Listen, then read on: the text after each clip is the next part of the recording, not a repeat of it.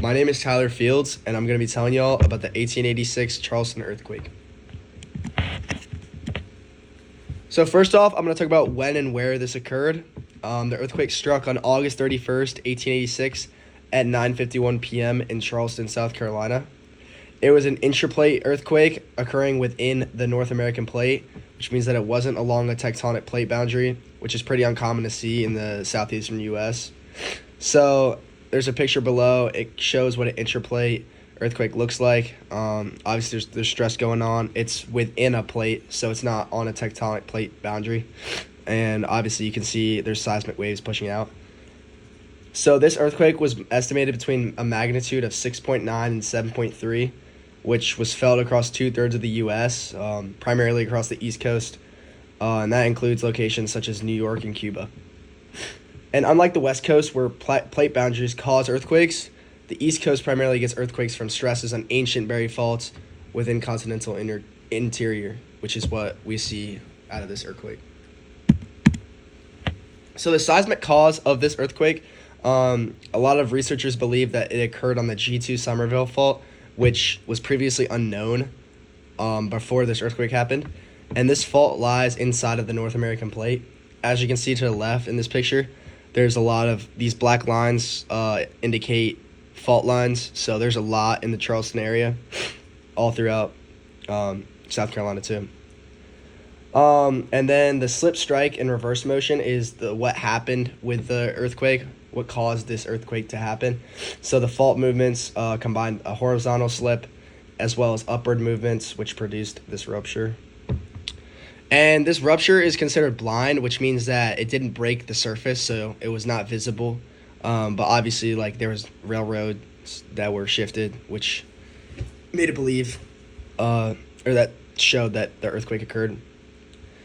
And the earthquake's underlying source, the complete beginning, comes from a failed rift basin, which is basically just old cracks from deep underground.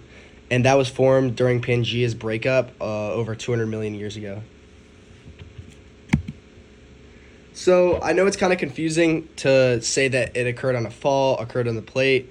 So basically, the earthquake occurred on the G2 Summerville fault, which is inside the North American plate. And this is known as an intraplate earthquake.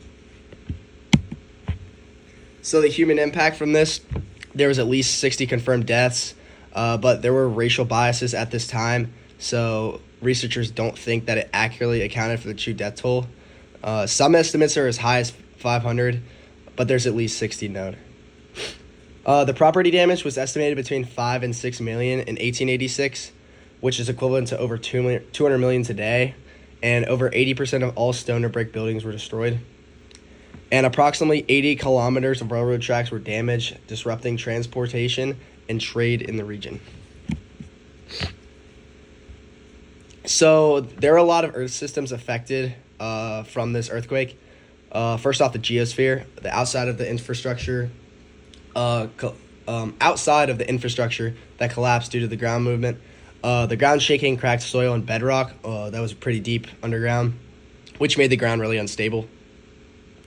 For the hydrosphere, rivers and streams were disturbed with increased pollution in the water from sediments. And mudslides were pretty common considering the ground was pretty unstable. And in the biosphere, farms and crops were destroyed. Animals were kicked out of their homes. Families had to sleep in tents because their homes were literally just destroyed, wiped out. So this was pretty local. It affected the city of Charleston. Obviously, there were tremors and shakes outside of it, but not too much damage outside of Charleston. But inside of Charleston, it was pretty heavily damaged. And although all this happened, Charleston was able to fully recover. Water systems and land were able to stabilize, and buildings were able to be rebuilt.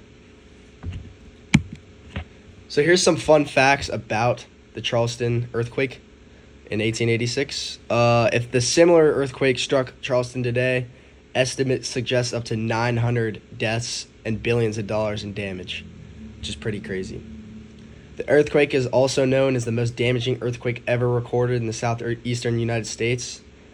And this earthquake was heard pretty globally, with Queen Victoria providing her sympathy even to President Grover Cleveland at the time. So I hope y'all learned a lot about the 1886 Charleston earthquake, and thank you for the time.